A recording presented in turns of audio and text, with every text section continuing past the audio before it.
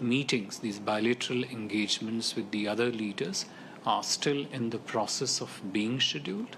This is something which remains under evolution, and as the program unfolds after Prime Minister Modi lands in Bali, we would keep you apprised of each and every bilateral interaction that Prime Minister has in Bali on the sidelines. Akhilesh, with regard to your question on, and I think in a way part of it is, one specific part of it raised by Mr. Sudhir Ranjan on the Voice of Global South. The challenges that the world, the economic challenges, which is the economic and development challenges, which is the principal focus of the G20 meetings. As you know, that under this rubric, the developing countries of the world and the world at large is facing several challenges, and I listed some of those key challenges in my opening remarks. These includes the continuing uncertainty and challenges relating to energy security. The whole rubric of environment and climate challenges and how the world should come together to respond to them forms a second key basket of issues in which there has been a strong challenge to the entire global community. The challenges relating to the food security. The pandemic has clearly showed us the problem of the global health security that all of us encounter.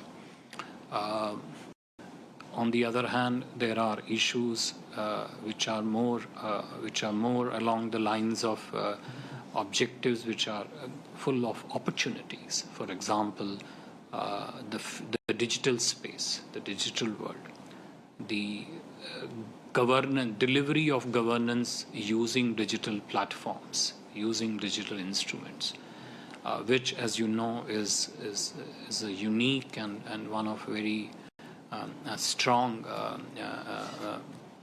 competencies of the Indian economic ecosystem. So obviously, when you address these challenges and when you respond to these opportunities, it has to be done in a manner which provides, important voice to the developing world, to the countries of the South.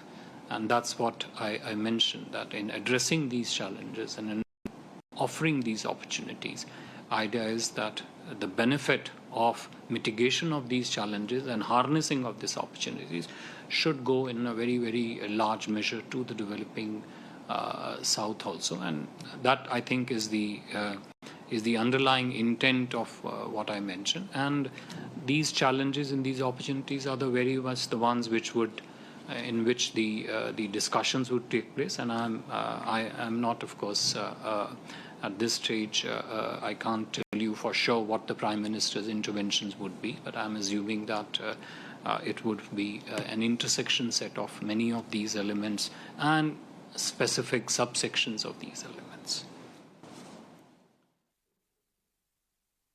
Start with you, please, microphone.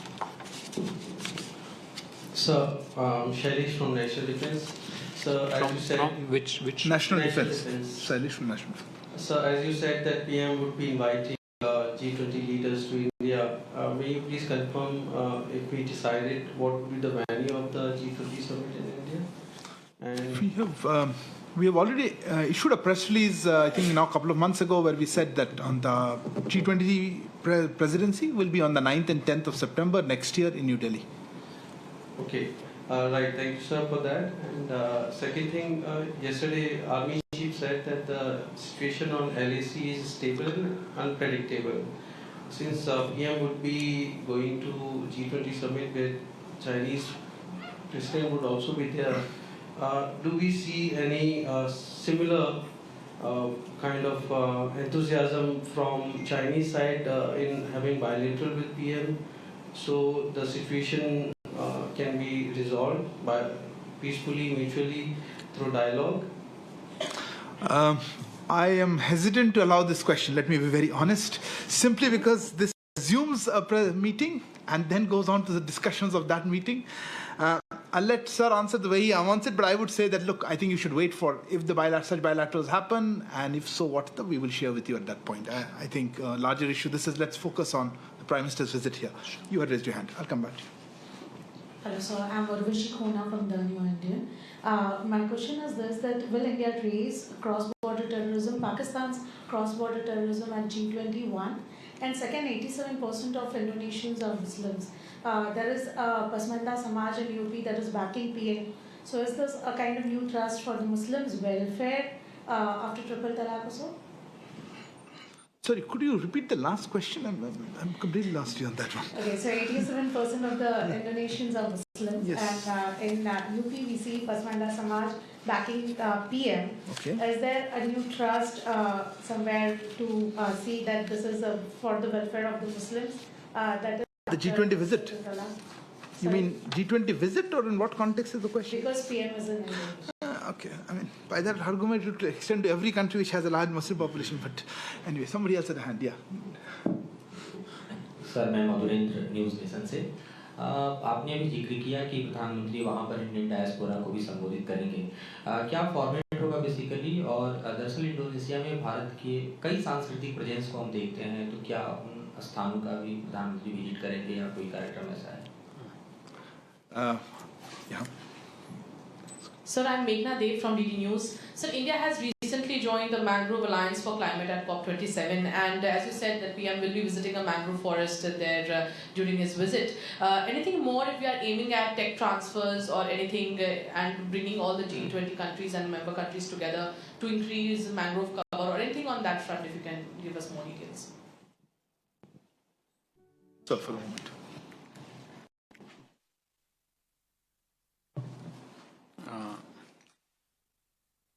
To Chailesh's question, which Arindam has already, and I have also touched upon it in the very first question that I responded to, that meetings, bilateral meetings with the other leaders of the G20 is something which remains, under evolution, which remains under the part of the program finalization, and as and when those meetings finalized, what gets discussed in those meetings, etc., we would of course be, briefing you on them when we are in Bali. And I would hope to see some of you perhaps in Bali. All right. India's own efforts relating to the mangrove forest cover. What we do in India on the expansion of mangrove forest cover, what we propagate globally for this is obviously a line of effort which remains very, very continuous and very, very strong at this stage. Are there any other queries? Okay, last round. Sorry, microphone? I can't hear. No, you had another question? Just a follow-up. Which day is the mangrove forest visit? Which day is the mangrove forest visit? I think it's on day 2 morning, but let them work out the program. Yes, please. Sandhya with ET. A quick one on digital transformation, sir. Sorry, ma'am, didn't catch your name. Sir, Sandhya with ET. A quick one on the digital transformation. What is PM's message going to be on this? And are we going to highlight any particular issues with respect to digital transformation as the world faces the challenges on currency bit? On currency? On currency, yeah. Currency? Are you referring to crypto? Cryptos. That's a long stretch, sir. Anybody else before I close? Okay, if not, sir, that'll be the last question. As I said earlier on also, in response to one of the questions, the space of delivery of governance through digital, through use of digital public platforms, through digital goods, through digital products, through digital services, is a space which is full of multiple opportunities across the entire range of economic activity. You touched upon upon only one aspect of it, which is the crypto.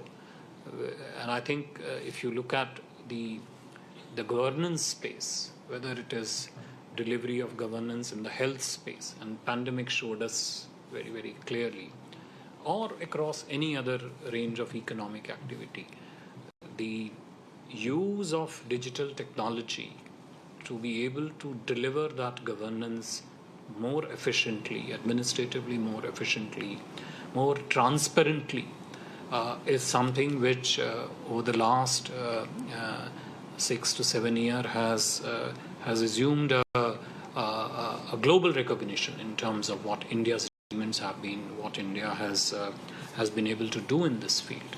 As I said earlier, it would not be correct for me to prejudge in any way as to what the Honorable Prime Minister's interventions would be. But there is a full ecosystem of what country has done under Prime Minister's leadership. I'm sure a lot of this will find a mention and will find mention by other countries also during the Bali summit. Thank you, sir. You have something else? Microphone. So just I wanted to know, Achilles Suman from Samsung TV, who will be the part of a delegation with Prime Minister? And will there be a G20 declaration? Yes, sir. Sir. Look, of course, the delegation always, till it's finalized, when it leaves, I'm hesitant to comment. But on the other hand, the Sherpa is already in Bali. The Sherpa meetings are going on. We'll have external affairs ministers there. We will have, delegation members. I think NSA is also part of the delegation. But till it happens, look, these things change between today and tomorrow when it takes off. I don't want to commit to a delegation composition. As regards the other elements, sir, he was asking. Sorry. Second part, kya tha? Yeah, the outcome, sir. Yeah, so that's always the hope, sir. the communique of the G20 Bali summit is still under negotiation. I think our team led by Sherpa, our Su Sherpa and the other senior officials are currently in Bali. The communique is in fairly advanced stages of negotiation, but it's not final at this stage. So till it is final, its elements are obviously not made public, but yeah, that is something which is under negotiations. People are having more questions now. We have on tight. Since you were discussing the communique, I just wanted to ask you if the real, from what we understand, the real differences are over 2 paragraphs on the subject of the war in Ukraine.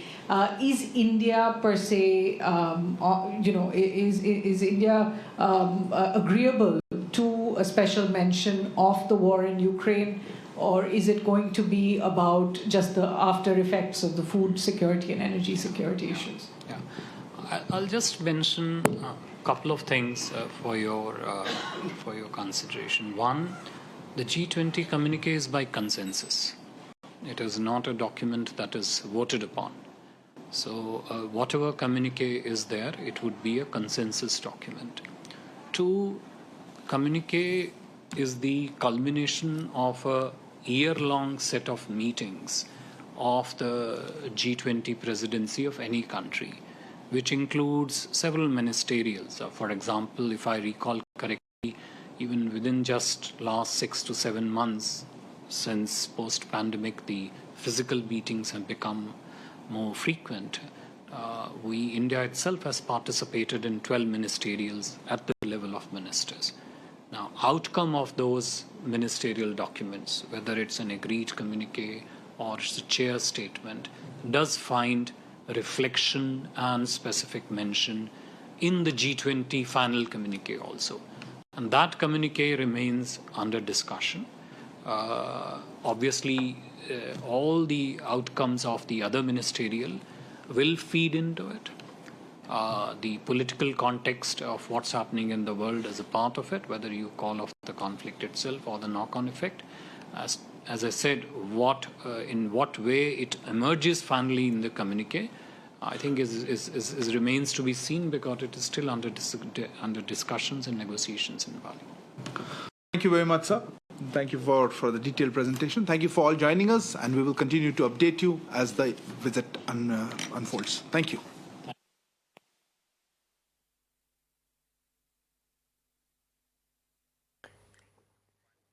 All right, so those were the MEA officials addressing all the Q&A, that is the questions and answers on the upcoming G20 Summit that is all set to take place in Bali in Indonesia from November 14 to November 16. All eyes are set on Prime Minister Modi, who will be attending the key summit. Remember, India is all set to host the same next year. Meanwhile, all eyes are also set on Biden, the US President, and China's Xi Jinping, who will be calling on each other on the sidelines of the G20 Summit.